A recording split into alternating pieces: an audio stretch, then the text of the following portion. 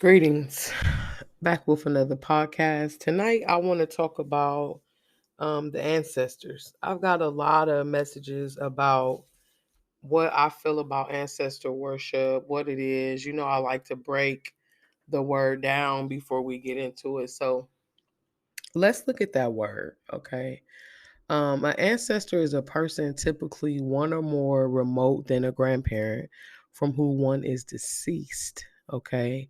A forebearer, predecessor, or it could be an animal and a plant, which others have evolved from, okay? Or an early version of a machine system, like a prototype or a precursor. Um, Things like that. Let's think about that. I want you to think about that a couple of seconds. A lot of people, you hear them now, it's really big with ancestor worship and veneration. It's nothing new, but it's just now coming back to the forefront. Ancestor worship is almost the most universal religion of Africa and now known to everywhere now. Though Islam and Christianity are a part of African tradition and American traditions, ancestor worship is on the rise. Okay. Um, Through its power of ancestor worship, it's common knowledge that they deal in a level of ritualistic veneration. Think of it like that. We're going to look at some cultures besides African traditions. Let's look at the different dynasties, the Shang dynasty, the Zhou dynasty, the Taoism, the Buddhism. These different cultures have a lot of ancestral and spirit worship, even Native American ancestral worship. There is a lot with that as well. So these different systems, okay, have this in place. Even Christianity does as well. Let me say that. Because if you believe in Jesus Christ, he is deceased and they believe he could come back and help them in different ways. So it's the same thing. All these spirits and gods are have passed on, and some of them in African ancient ancestry, that the African people, the indigenous people, were actually related to the deities of God. That's even still why this day they're 3/5 of man. There's no secret. It's no more secrets. We're in the age of Aquarius. This is the tradition, and you're able to honor and venerate your ancestors that went on. They're also able to help you. There are several different concepts on this ancestor worship. Uh, I'll just give you a couple of them. One of them is that when your ancestors that passed on, if you're close to them or they actually really got along with you, it's very beneficial for you when they pass on. I was taught that some people could do more for you dead than they ever could alive. And it's very deep. It may sound kind of dark, but it's the truth. Okay. You have to know the same way that when I explained to you guys before, for people who's listening, whatever you put energy in, it becomes so. Your energy is very powerful. The breath that comes out of your mouth is universal. Everyone is breathing somewhere when they are alive. That is one of the essence of the creator within all of us is the breath. So breath work is universal energy, and so is having your ashe and using your power from your breath. The words and the air that you breathe out is filled with carbon, which is old as time. So you have to be careful, um, when you're using it, how you're using it. So ancestor veneration is very prevalent. It is the base of all religions, whether you believe it is or not. The belief in a supreme being used by prayers or sacrifices, whether they are by animal or by emotional and spiritual means. Sacrifices are usually offered to ancestors or some form of appeasement by music or ceremony. this is the base of the veneration of the dead. Even with Christianity, they have communion. They honor something that Christ did in, his waking life in their religion. So it's all a veneration. They honor Buddha by burning incense and meditating, and he is their common ancestor. So we know that ancestor worship are people who were directly connected to the creator, and you have this ability to be able to connect in with them, whether it's by ritual ceremony, by your mind. Right now, a lot of people are awakening and they're connecting with their ancestors through their mind, and through their ritual, through their space. Okay. Um, this is very powerful. I always tell people, y'all know this is a metaphysical channel. The dream world is the real world. In my realm is how it goes. So we have to be careful. A lot of people will tell you to throw up an altar and start, worshiping your ancestors. But I'm going to say something to you.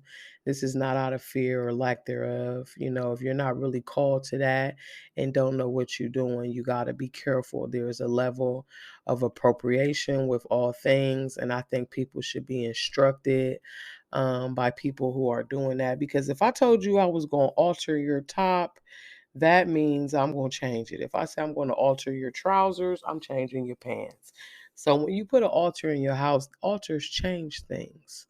Okay, so know that, and know that ancestor reverence is not the same as the worship of deities. It's not the same. Okay. If you are in Afro-Cuban diaspora cultures and you've been initiated into that, that is your business. And y'all know what y'all doing. Y'all on y'all's appropriation. You know what you're doing. That's the only time you should be doing that respectfully. Okay. The ancestors are seen as being able to intercede on the behalf of the living, like a messenger between the humans and the gods, or as a spirit who once were human themselves, and they're better able to understand your human needs. So they know what your needs are, they know what it is that you have to have. And a lot of people have this fetish, think of it like that, to have this supernatural potency or this power. My ancestor said this and my ancestors is going to do that. And I'm not saying that they ain't turned up like that, but I want you to understand that's not how they work. Okay, it's not how it works. Your ancestors have to be fed. There's a lot of different things. Some of them have to be lifted up. If you always find yourself in drama, peep who you got on your space. Whatever you put on the altar, you also become. Okay, so make sure you got righteous people up there, people that she could have been good when she was older, but younger, she could have been sleeping with everybody's man. And you wonder, you ain't know grandma and them, auntie and them was like that. You got to be careful who you put up there. And if not, be able to have the right ceremonies and be able to call your ancestors and feed them in a certain way. If not, you attract a lot of earthbound spirits to your altar, taking your goodies for the people you think that you leaving them for. So altars is very complicated. I'm not going to tell anyone on here to do that without instruction of a mentor. Okay, so be ready in spirit, and when you ready, the teacher will appear to show you. I'm just breaking it down from a level of 101, like a basic level of what this is. So back to it, it's a religious or spiritual practice based on the belief of a deceased family member and this continued existence. This is a way to venerate them and help them to take interest in the affairs of your world and possess the ability to influence your fortune and the fortune of the living, basically. It's very prevalent now. A lot of people are on this. It's very prevalent. And sometimes it leads to idolatry, like where you get to worship them as deities. And that's not what it is. A lot of us will throw up these altars to different deities, and your ancestors are looking at you like, what are you doing? You thinking that you having dreams about these different deities, and it is your ancestors. I told you that if you are indigenous, you are actually related to these deities. Okay. That is the secret. The ha ha, the big ha ha. You're actually related to them. Okay. Um, think of the Roman Catholic Church. Okay. They have this veneration of saints as intercessors with God, and they also believe in prayers for departed souls. They believe in a purgatory or a hell. Okay. They also consider veneration of the dead to be idolatry and sin, but it's the same thing that they're doing. Okay. In different cultures like African and, like I said, the Chinese, the Taoism, the indigenous, the native cultures, indigenous cultures, ancestor veneration is a degree of social, political, tech, say technological, um complexity. Okay. This is, for modern times, this reverence of these deities and these ancestors and these Afro-Cuban diaspora or cultures are seen as being able to intercede on the behalf of the living. Okay. These are the messengers. They are like spirits who were once human that know how to do things. So you can't just go up to your grandfather with a pack of smokes because you know he likes cools and ask him to get you a new house. It has to be a relationship that is built with these spirits. But so that's why it's better when they go and you're their fave. Okay. Some people may visit like graves and different things, and they're getting graveyard dirt. If you don't know what you're doing, you could bring out a lot of negative spirits with you. If you don't know how to properly come out of that cemetery, keep yourself from out of there. I've had a lot of questions about that. Keep yourself from out of there unless you're going to visit your ancestors and leave flowers, pray for them, honor them, and remember them, and continue to look after them, and vice versa. This is one of the highest levels of doing it. Just keep it clean, keep it simple, so you learn how to properly do it. Have a level of appropriation with them. Having conversations with them. Some people get as far as they have an altar and they're feeding them. A lot of people say, "Well, what about feeding them?" There's probably 1,000 ways to skin that cat, but basically, a level of sacrifice. So, say every time you cook a meal, if you want to feed your ancestors, make them a small plate, leave them out water, burn a little sage, call their names, tell them who you are and what lineage you're from, and that you are leaving this offering for them, and call their names. That's the most simplest way. I ain't gonna get all into it, but that is a very highly effective and simple way. Get into the memories and the thoughts of these ancestors, especially if your parents or grandparents that you are close to are deceased. Think about how they acted in life and their guidance. Think about these memories and emotions. These are ways that they will come to you. Okay. So think of veneration in those ways without getting too deep. Now, say you want to get a little deeper in that. Like I said, have a level of appropriation with it, but there are 1,000 ways to venerate and honor your ancestors. A lot of people are already working with them, and they have this relationship. And I always tell people, keep your spirits fed. Don't treat them like attack dogs. Have a relationship with them. And normally, if you're really connected with them, you're not in a lot of drama. Unless you got the wrong ones up there. You're not in drama. You're not focused on that. You're focused on the beauty of life. I want you to think about the Egyptian society, the death cult. They elaborated mummification rituals and tombs, and um they elaborated it, like they made it a big thing. They're still studying the things they were doing. They had a philosophy that this world is but a veil of tears, and that to die and be with God is better than existence than an earthly one was relatively unknown among the ancient Egyptians. They were very acquainted with the harshness of life. Think of it like that. They knew the beauty of afterlife, and tombs were considered like houses for the mummification. So they would have a statue that represent their soul and different things like these canopic jars. And the blessed were collectively called Aku, the shining ones. They were described as gold, and they were adorned, like I said, with gold. This was like, very powerful. The soul was seen as something that could be immortal, excuse me, and an eternal thing. to be able to live, and your soul had to be able to, go through this journey to overcome these demons. Your heart was weighed with the light as a feather to see how your emotions were you to become unmade, like this is ritualistic. This is the veneration. This is the ancestor worship with them. It got deep. It got really deep. And some tombs also even had the names of the deceased in their memory to offer water, prayers, the things they desired. And these, you could find these in ancient homes of the wealthy, so this was their level of Kemetic Orthodox veneration. They even have it in Rome, West African cultures. In Rome, they would cremate people and place the ashes on outside of the city walls to keep certain things out. Very powerful and effective ritual, using graveyard dirt to do different things. West African cultures, that's how Rome was getting down. They also had different images, in their home of portraits, certain funeral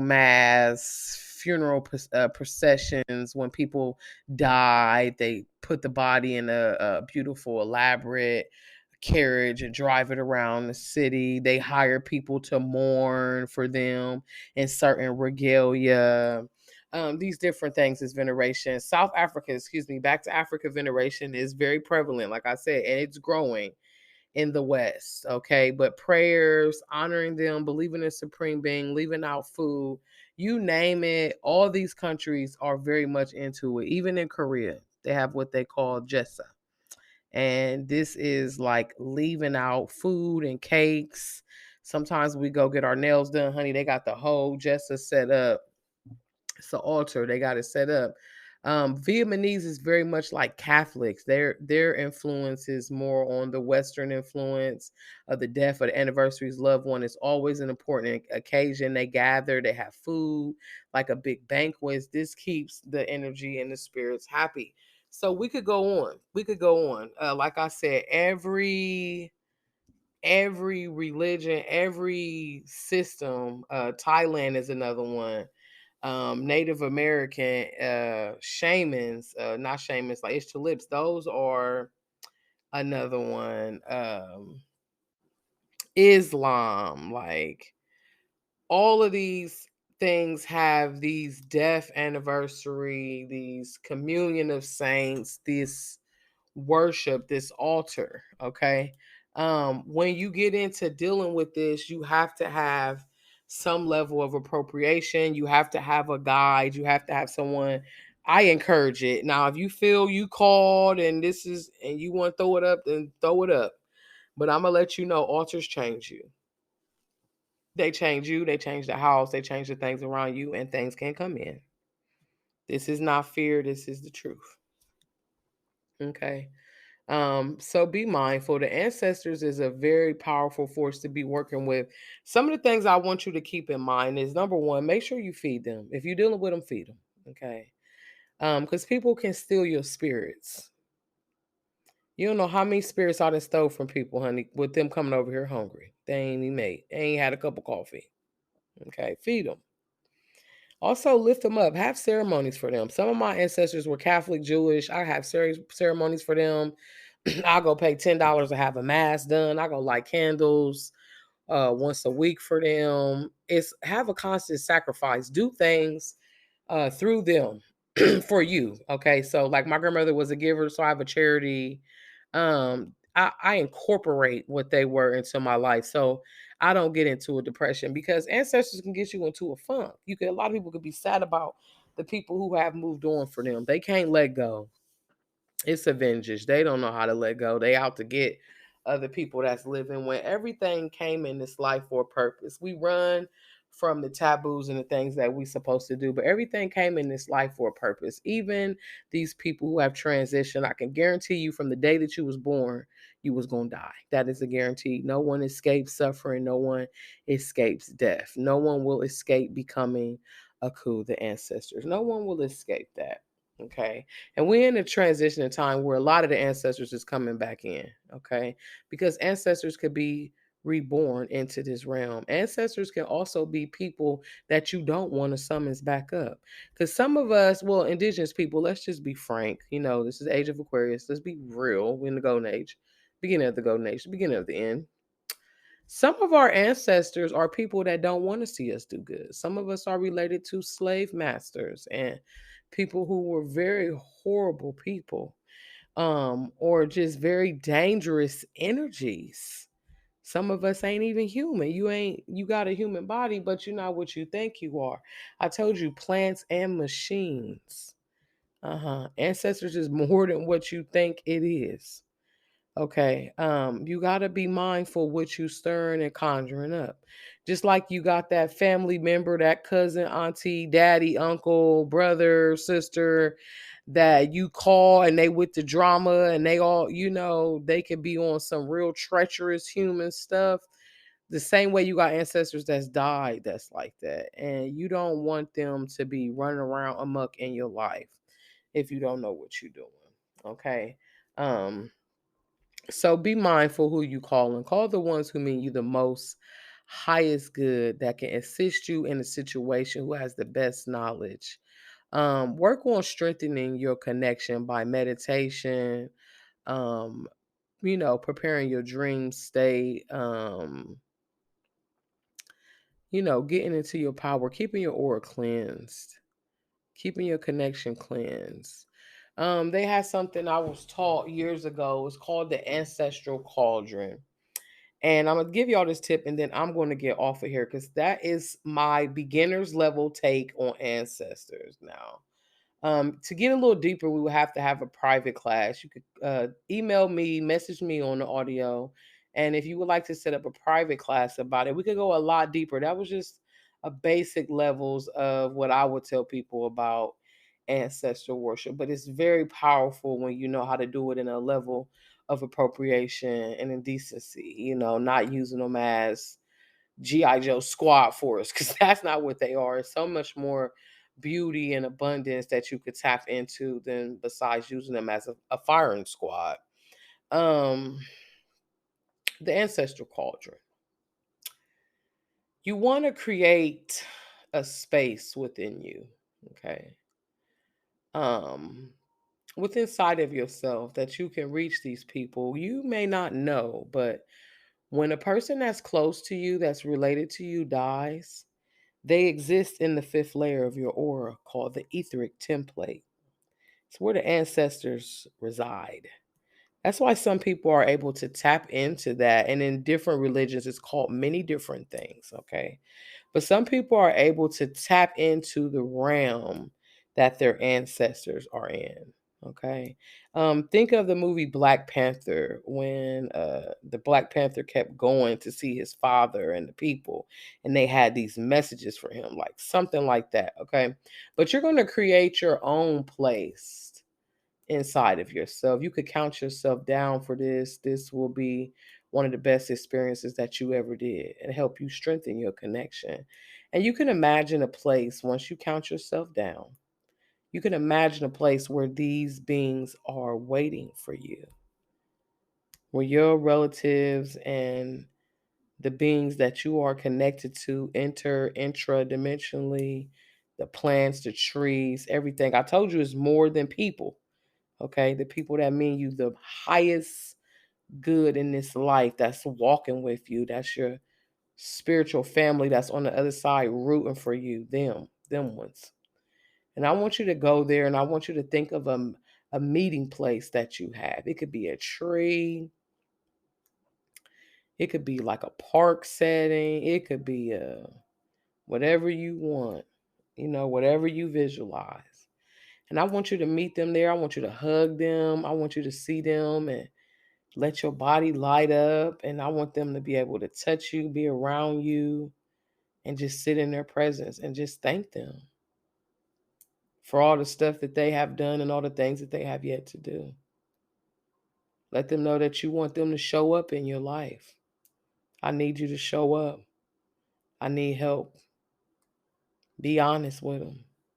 Let them know you remember them. Think of an emotion or a thought, a smile, something that make you warm about them. Get into those emotions. Be still. When you're dealing with your ancestors, you have to be still. You have to be in your power, in your divinity. You got 77 generations of mitochondria DNA in your blood. Be still, be in that power.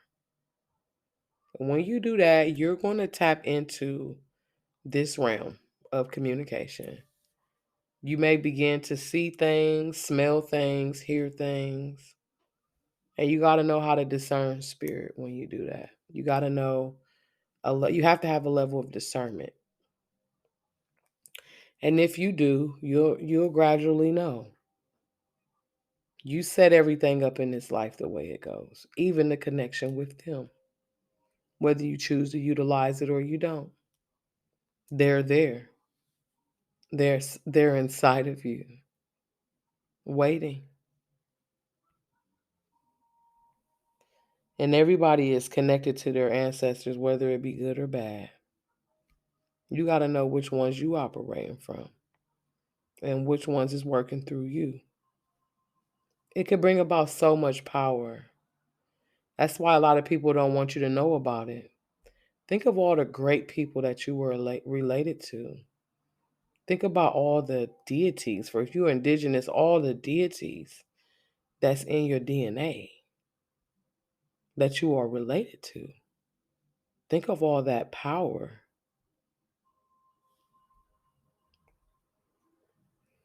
For the people who have done their family tree and you know that it's accurate, call the names of your ancestors. Tell them that you remember them, that you love them, that you want to know how to work with them. And I promise you, if that is your intention, they're going to send somebody to help you. They're going to start showing you what to do. They're going to teach you the words to say. Okay. I love you. I hope that was able to help you and get you into what ancestors really are and what ancestor worship is really all about. Everyone is doing it, whether they realize they are or not. Have a good night.